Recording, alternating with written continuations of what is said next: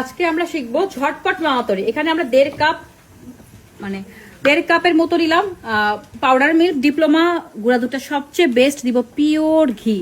ঘি দিলাম এখানে আমরা। ঝটপট মাওয়া তৈরি। এই মাওয়াটা দিয়েই আপনারা রোস্টে, কাচ্চিতে, সমস্ত মোগলাই খাবারে এবং কালো জামেও ব্যবহার করতে পারবেন। এই মাওয়াটা দিয়েই আমরা কিন্তু গোলাপ জামুনও ব্যবহার, গোলাপ জামুন, কালো জাম প্লাস লালমোহন মিষ্টিতেও কিন্তু আমরা এটা ব্যবহার করতে পারি। তো আমরা পানিটা কখনোই একসাথে দিব না, অল্প অল্প করে দিব। পানিটা অল্প অল্প করে দিব, যতটুকু লাগে, ঠিক আছে?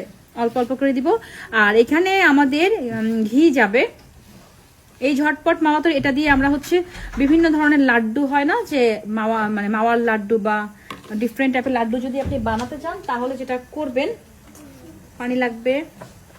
আপনি কখনোই পানিটা একসাথে দিবেন না। আর মাওয়া তৈরির জন্য সবচেয়ে ভালো দুধ কোনটা জানেন? ডিপ্লোমা। আমাদের বাংলাদেশের প্রেক্ষাপটে যতগুলো পাউডার মিল্ক পাওয়া যায়, ডিপ্লোমার আউটকাম সবচেয়ে বেটার আসে। সো আমরা এই মাওয়াটা কিছুক্ষণ রোস্টে দিতে পারি, যে কোনো মালাই জর্দাতে দিতে পারি, সব জায়গায় আমরা এই মাওয়াটাই কি করব, ব্যবহার করব। তো এই মাওয়াটা ঝটপট মাওয়া, 5 মিনিটে আমি দেখালাম, কিছুক্ষণ পরে আমরা ফ্রিজ থেকে বের করে ইউজ করতে পারবো, ঠিক আছে? আজকে শিখলাম কি ঝটপট মাওয়া তৈরি ওভারঅল ক্লাসের। আজকে আমরা শিখলাম ঝটপট মাওয়া তৈরি। মিষ্টি ক্লাস থেকে মগবাজার ব্রাঞ্চে আমাদের মিষ্টি ক্লাস হচ্ছে। মিষ্টি ক্লাসে আমরা